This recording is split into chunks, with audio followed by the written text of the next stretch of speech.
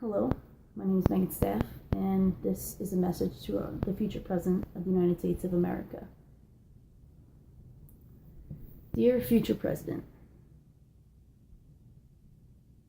what kind of civilization do you want to build upon?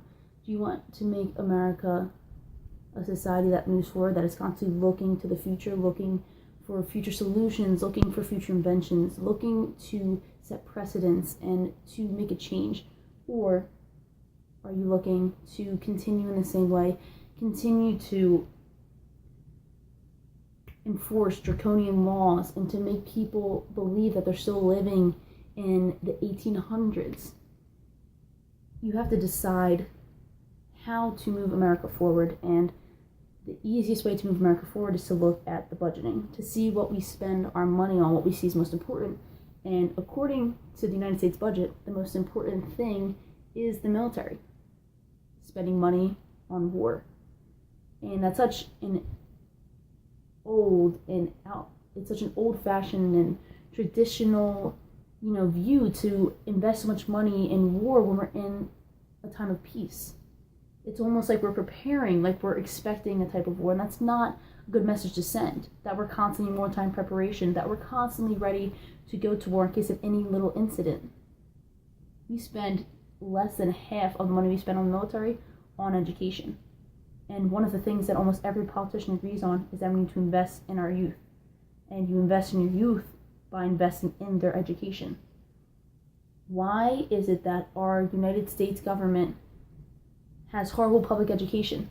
As someone who was a public school student myself, I did not know anything about the women's rights movement.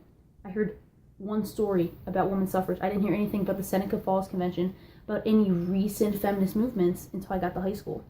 I didn't hear anything about the fight for gender equality, about the fight for marriage equality, about the fight for any major minority. The only thing I ever heard through it in my history class was about the plight of the white male. So why in the United States of America, where we consider ourselves to be evolved, we consider ourselves to be looking towards the future, why are we so focused on these old-fashioned ways of looking at things? Why are we spending so much money on the military when we could be spending it on the youth of America, educating them on how to deal with each minority, about what type of things people have gone through, the people they're going to meet, the people they're going to grow to love, grow to become friends with? We're not teaching them the things they need to know to succeed and to become a good member, contributing member of society. We're not going to continue to grow, to flourish as a world superpower if we continue to look towards violence instead of looking towards peace. And yeah, that means that spending money on the military is looking towards war, while spending money on education is looking towards peace. It's the educated man that looks for a peaceful solution and not one of violence. And if you want America to continue to be at war, to continue to put out their fists before they try to use their words, then you can continue to spend money on the military. But if you want to evolve America, set precedents, set new ways of doing things, create things, you have to start looking at our youth, at the education. Why should I not know about the plight of a minority just because they're not white? Why are history books so whitewashed, and why don't they try to teach us more?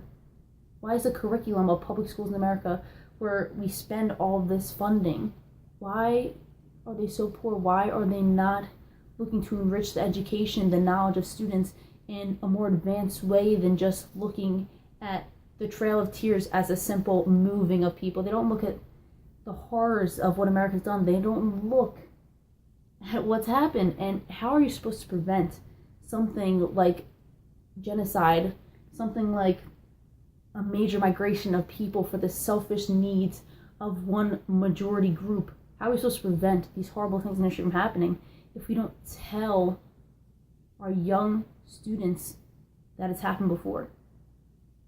Sugarcoating things does not prevent them from happening again. It may calm someone in a moment, but it creates more problems in the future than it does solving anything.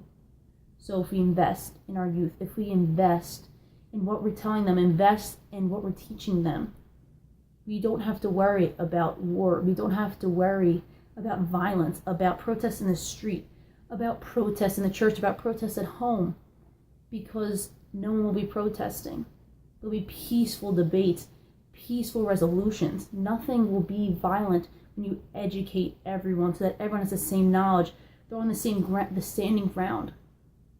If everyone is educated, if money is actually spent on education, if money is actually spent on our youth, we will have a chance to continue to grow, to actually become and deserve the title of a world superpower.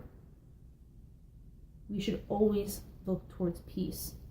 And what isn't looking towards peace is spending billions of dollars on the military, spending money on a system which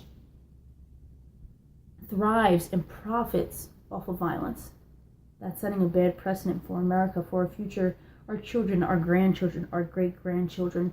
A century from now, people are going to look at the presidents about what they've decided to do, about how they tried to change the country, and no change is going to be made to America if we continue to invest in the various government programs the way we're investing in them. And it starts with the president. So, future president, what are you going to do about the budget? Are we going to continue to make cuts to education, to our investment in the youth of America? Or are we going to make cuts to an outdated program that supports and encourages violence in the country and around the world?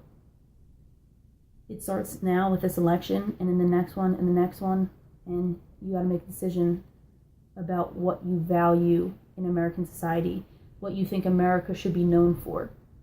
It starts now.